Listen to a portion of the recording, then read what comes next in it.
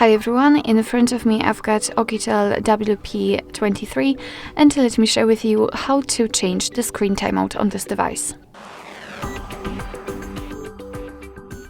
So let's start with opening the settings, and here we have to find the display option.